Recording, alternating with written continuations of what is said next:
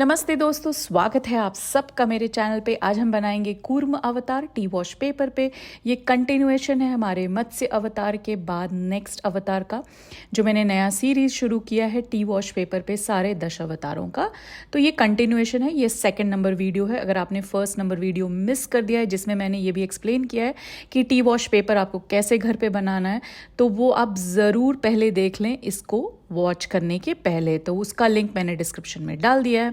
मैं यहाँ इस्तेमाल कर रही हूँ A5 साइज़ का पेपर। ये 300 GSM का पेपर है। निब और इंक लिंक्स मैंने डिस्क्रिप्शन बॉक्स में डाल दिए हैं, तो वो भी आप चेक कर सकते हैं। तो ये सारी चीज़ें कॉमन होने वाली हैं हर एक वीडियोस में, जो हम 10 अवतार के सीरीज़ में 10 अवतार को बनाएंगे विष्णु के, और उसको सबको टी वॉश पेपर पे बनाएंगे। तो ये कॉमन रहेगा और ये बॉर्डर तक जो है वीडियो हर एक में कॉमन रहेगा। यहाँ से शुरू होता है हमारा इस अवतार का सफ़र, जो थोड़ा अलग है बाकी अवतारों से ऑफ कोर्स।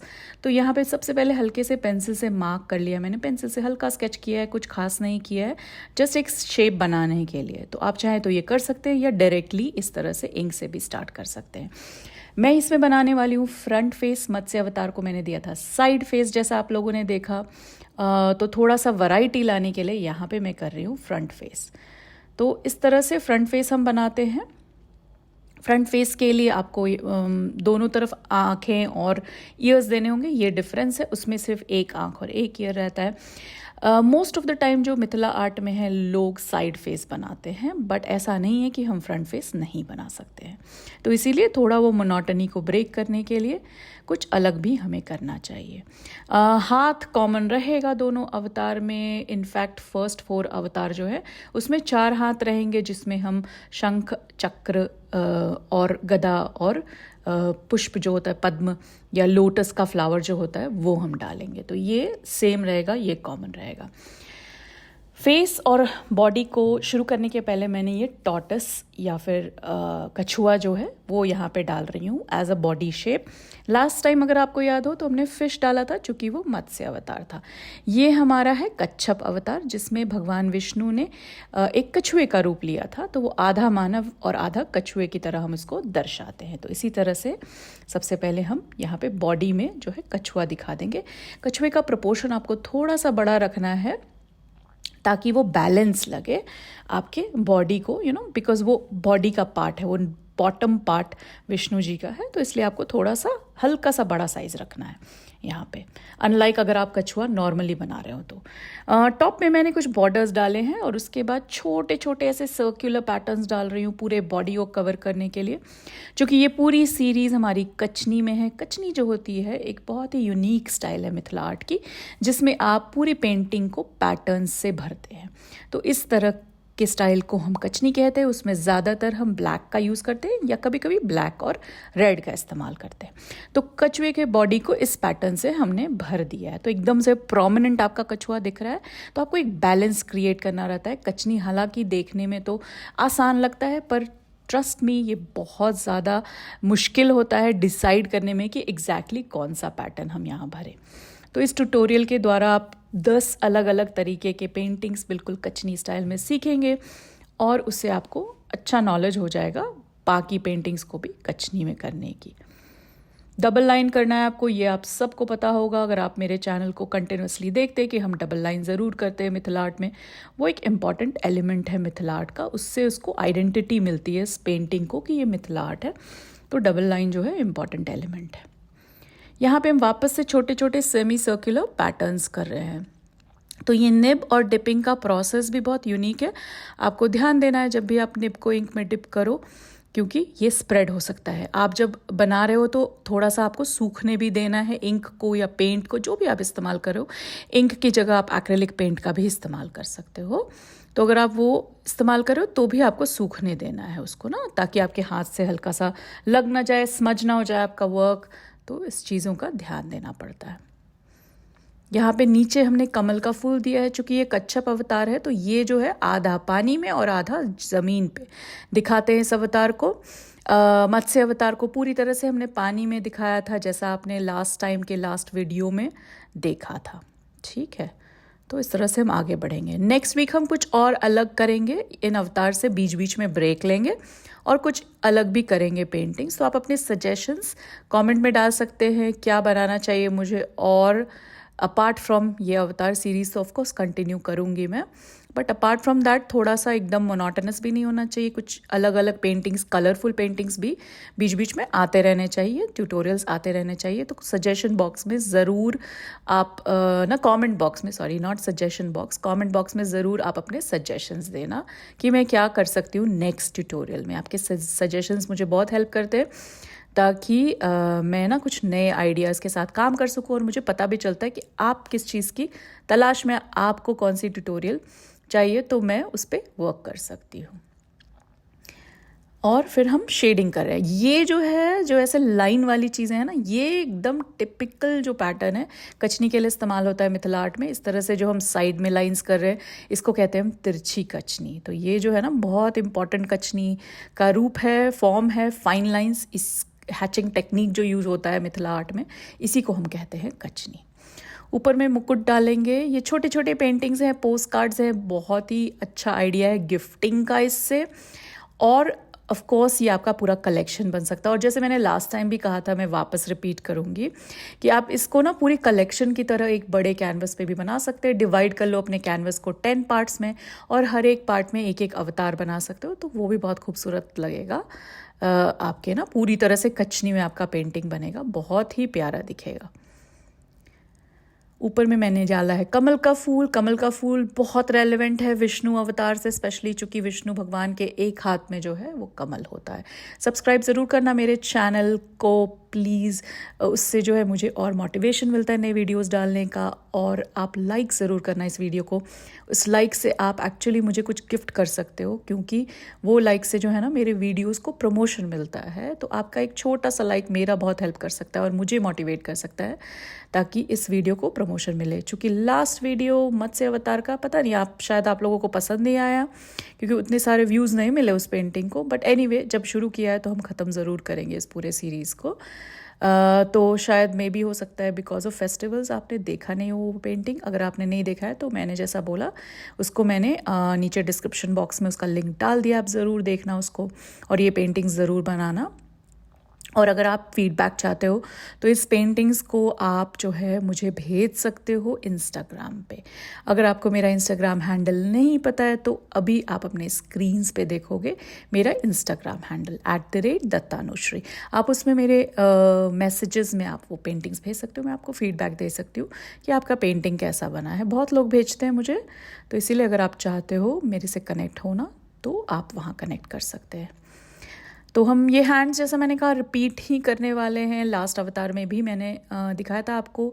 तो ऊपर के टॉप 2 हैंड्स में चक्र और शंख, नीचे के इस हाथ में गदा होती है विष्णु जी के, और जो लेफ्ट हैंड में उसमें पुष्प या फिर कमल का फूल है ना।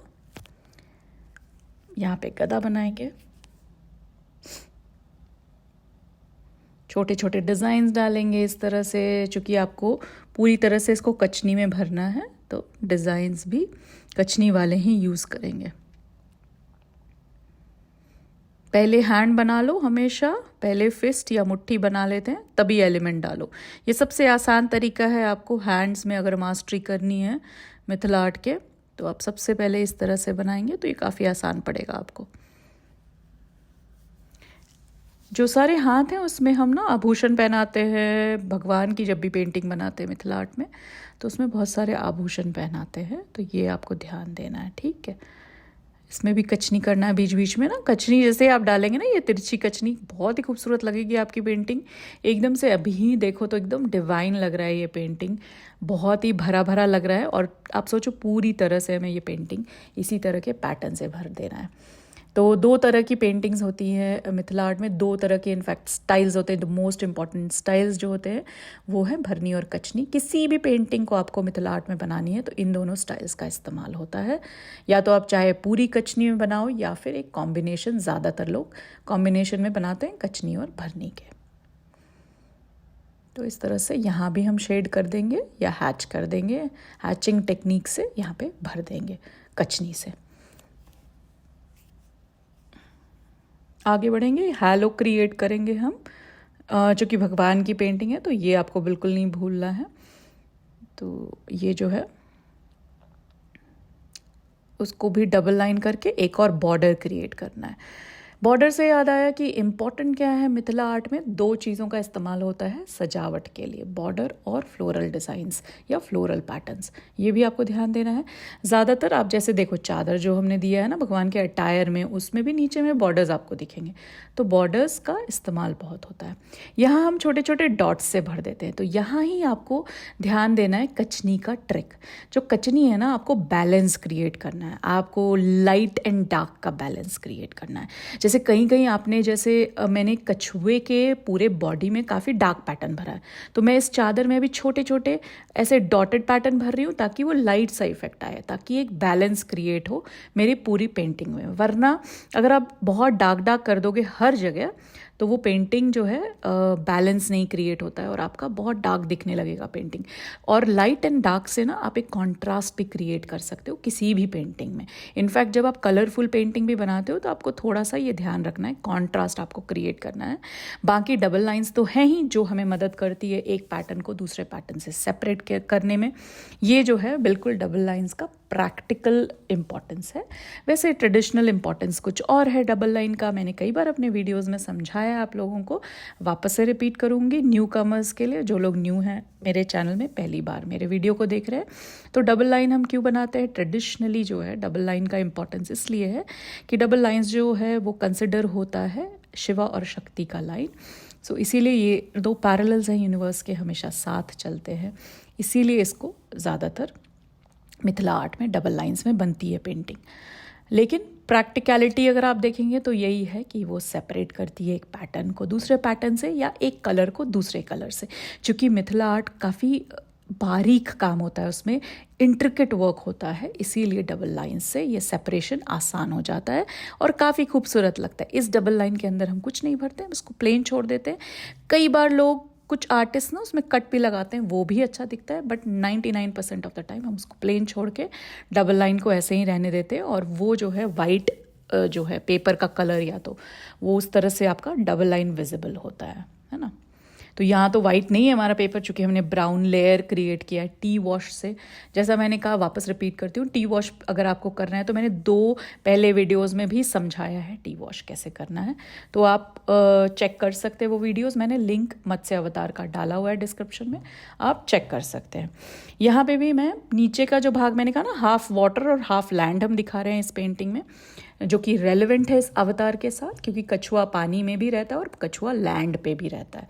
तो इसीलिए यहाँ पे नीचे हम पानी का पैटर्न ऐसे डैश डैश जो है ना, हाइफन पैटर्न भर रहे हैं नीचे पूरी तरह से। एक बॉर्डर से हमने लेयर क्रिएट कर दिया है, ऊपर के और नीचे के सेक्शन में आधा आधा बांट दिया है ना, ताकि आपको दिख सके कि ये हाफ जो है सबमर्ज्ड है पानी में या फिर डूबा हुआ है पानी में, और हाफ जो ऊपरी हिस्सा है वो लैंड या फिर ऊपर, इसलिए हमने पेड़ पौधे बना दिए वहाँ पे ना, ऊपर आसमान में या फिर ऊपर के जो पार्ट में पेड़ पौधे हैं ना, इस तरह से आपको दिख सकता है।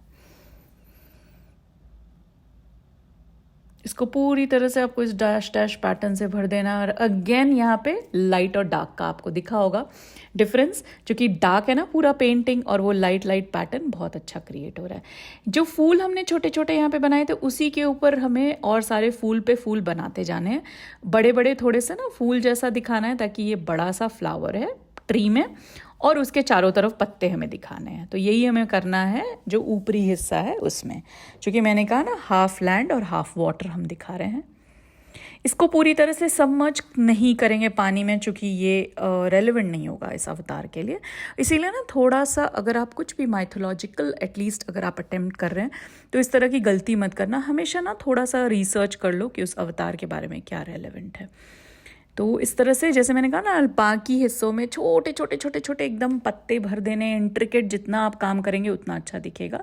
तो लेयर्स ऑफ फ्लावर पहले बनाए और उसके बाद चारों तरफ से पत्ते भर देने हैं ना। उस फ्लावर को थोड़ा प्रोमिनेंट करने के लिए हमने वो लेयरिंग करी है। अगर हमारे पास कलर होता तो हम कलर से करते, तो इसकी ज़रूरत नहीं होती। तो यही डिफरेंस होता है कचनी और भरनी की पेंटिंग में। कलर्स आपको हेल्प कर देती है थोड़ा डिफ्रेंशिएट करने में, जो कि आप फ्लोरल पैटर्न है तो उसको रेड कर सकते हो और कलर से आप पत्तों को ग्रीन कर सकते हो, तो उससे काफ़ी वो प्रोमिनेंट दिख जाता है। लेकिन चूंकि यहाँ हमारा चैलेंज है कि हमें सब कुछ ब्लैक एंड वाइट करना है, तो उसमें थोड़ा सा डिफ़िकल्टी आती है। इसलिए फूलों को प्रोमिनेंट करने के लिए वो जो सर्कल सर्कल में हमने फ्लोरल पैटर्न बनाया उसको थोड़ा बड़ा कर दिया और उसके बाद बाकी का हिस्सा हमने लीव से भर दिया।